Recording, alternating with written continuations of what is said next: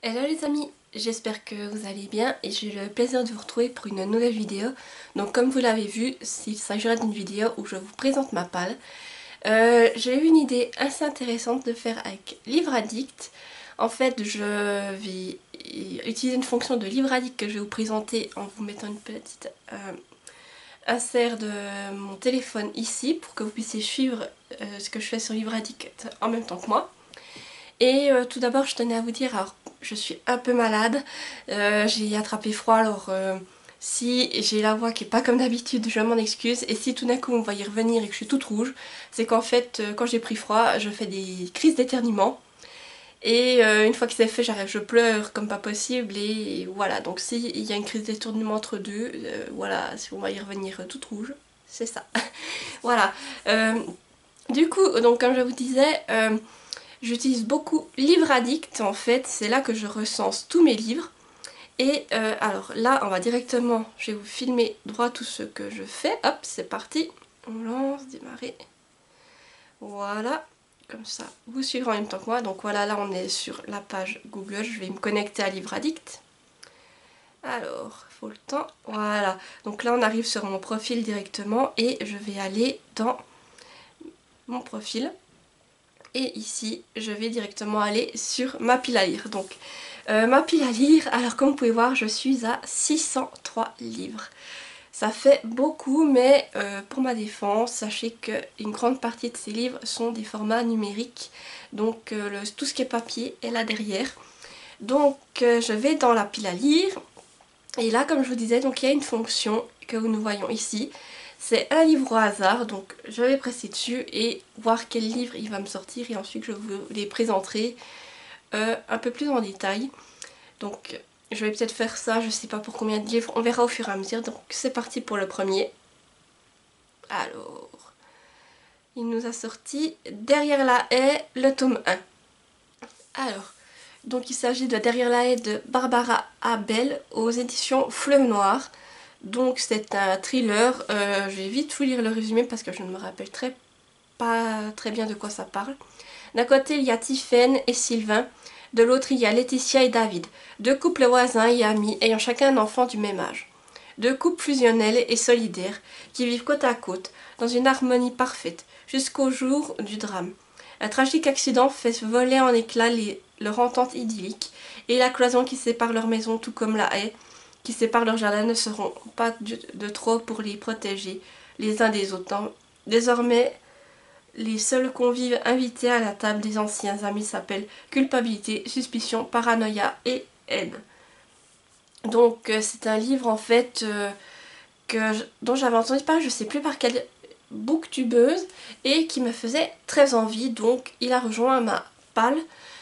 Mais en numérique, donc je l'ai sur ma liseuse et là ça fait je sais pas combien de temps que je l'ai, je pense facile plus d'une année, mais je pense que comme c'est un thriller il se lira parfaitement bien en hiver, euh, en, en automne, qu'est-ce que je raconte. Alors c'est parti pour le deuxième livre, donc je rappuie sur un autre et il s'agit ici du manga Pokémon La Grande Aventure Rouge-Feu et Vert-Feuille Émeraude, le tome 3. Donc je vais aller vous le chercher, ce sera plus simple. Alors voilà le roman du coup. Euh, ici on reprend les versions Pokémon version rouge-feu, version vert-feuille et Pokémon version émeraude. Pour la petite explication, je vais peut-être pas vous faire un résumé parce que moi j'en sais pas plus non plus. Et parce que comme c'est un tome 3, j'ai pas envie de vous spoiler. Donc oui, Pokémon en fait, ce tome, c'est mon copain qui l'a repris chez un de ses amis. Il avait acheté plusieurs tomes et plusieurs générations du manga Pokémon. Il en a lu, je crois, certains. Et le reste, il voulait pas le lire, donc il les vendait ensemble. Et mon copain les a pris pour moi. Donc là, j'ai déjà lu les deux premières générations. Là, je vais commencer la troisième. Et ensuite, j'enchaînerai avec ceux-ci. Après, au niveau du dessin, je pense que c'est toujours un peu la même chose. J'aime bien les dessins, surtout ceux de Pokémon, si je vous en trouve un. On voit les Pokémon, ce serait plus rigolo. Ah voilà, regardez. Ici on a mis le bébé. Voilà. Donc c'est un roman, celui-là je trouve ça va, il me paraît encore assez petit comparé aux autres que j'avais lus auparavant. et j'ai hâte de les relire. Alors après je sais pas si je vais continuer Pokémon encore cette année, et ce sera je pense en 2023 pour lire la suite. Alors qu'est-ce qu'il nous propose cette fois? Hop. Bon, mon attel a bugué donc je suis revenue au début. Alors, il nous met Le destin des cœurs perdus, tome 3, Les héritiers de Castle Dark, de J.C. Steinier. Donc, hop, je vais aller voir dessus. Alors, je vais plutôt vous parler du tome 1. Donc, il s'agit donc des demoiselles de Castle Dark. Ici, c'est une romance historique. Une romance historique, je sais pas ce que j'ai dit. Donc nous sommes en Angleterre en 1390.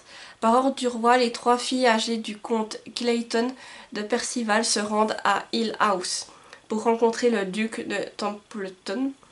Lorsque les portes du château se referment sur Mary, Jane et Iliana, elles ignorent que leur destin vient de basculer. À Castle Dark, le domaine familial Alice,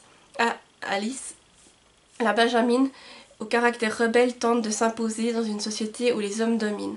Entre l'amour, la passion et la haine, les demoiselles de Castle Dark trouveront-elles le courage d'affronter leur avenir.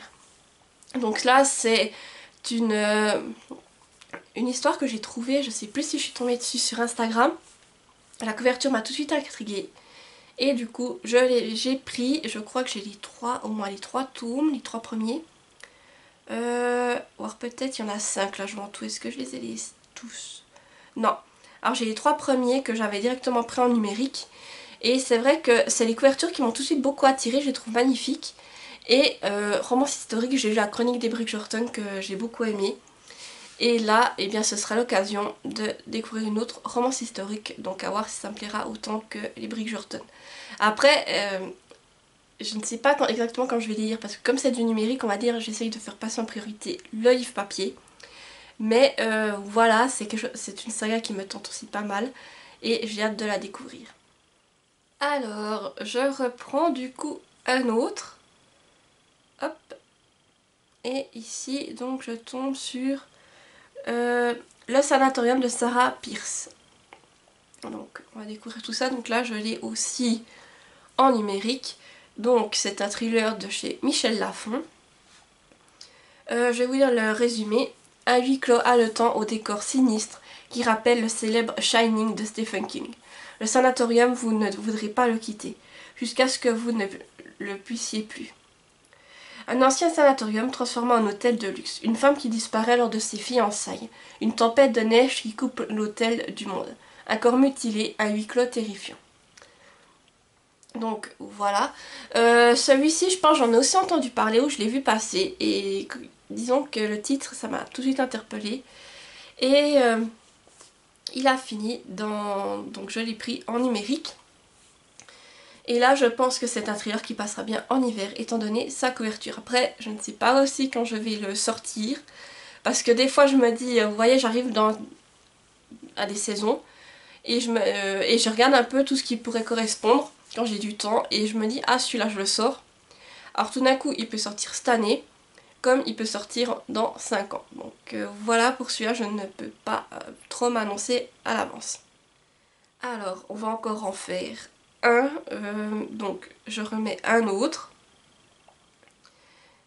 Ah bah là il nous remet un Pokémon vert et rouge feu et vert feuille, donc comme je vous ai présenté celui avant on va sauter un autre encore. Alors, Le Joyau, tome 3, La Clé Noire d'Amy Ewing. Donc, c'est aux éditions à la collection R. Donc là, c'est le tome 3. Donc moi, je vais venir sur le tome 1 plutôt. Donc c'est Le Joyau. Et là, c'est une saga que je crois que ça fait un mois qu'elle est sortie, mais qu'elle me fait de l'œil. Donc je l'ai prise. En tout cas, j'ai les 3 tomes en numérique. Voici donc le résumé. Qui dit joyau dit richesse. Qui dit joyau dit beauté. Qui dit joyau dit royauté. Mais pour les filles comme Violette, le joyau est avant tout synonyme de servitude. Et pas n'importe quelle servitude. Violette est née et a grandi dans le Marais avant d'être formée dans l'optique de devenir mère porteuse pour la royauté. En effet, au sein du joyau, la seule chose qui prime sur l'opulence et le luxe, c'est la descendance. Achetée par la duchesse du lac, lors de l'enchère des mères porteuses, Violette est accueillie par une gifle désormais connue sous l'appellation, je sais plus comment on dit ce symbole, tiret 197, elle va rapidement découvrir la brutale réalité qui sous-entend l'étincelante façade du joyau.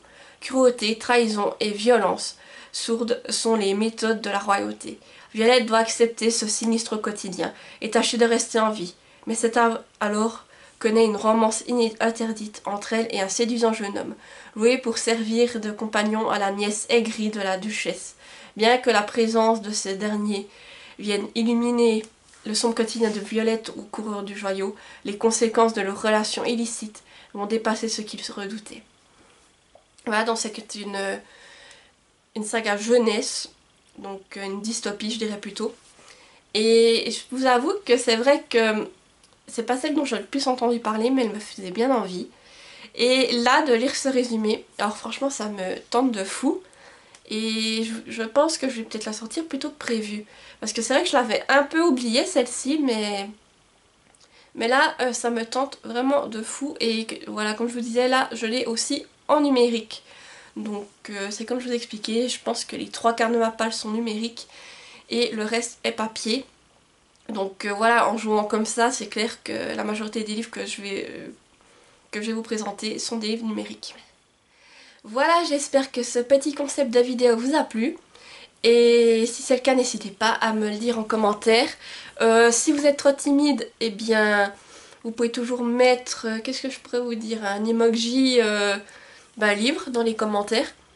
Et oui, si ça vous tente, eh bien, j'essaierai de retourner une vidéo de ce type prochainement. Sinon, n'hésitez pas à me dire aussi si vous avez déjà lu ces livres, si vous les avez aimés, ça va peut-être aussi me tenter à les lire plus rapidement. Et moi, du coup, si la vidéo vous a plu, n'hésitez pas à mettre un petit j'aime et à vous abonner à ma chaîne. Donc moi, je vous retrouve tout bientôt pour une nouvelle vidéo. Et sur ce, je vous dis bye bye.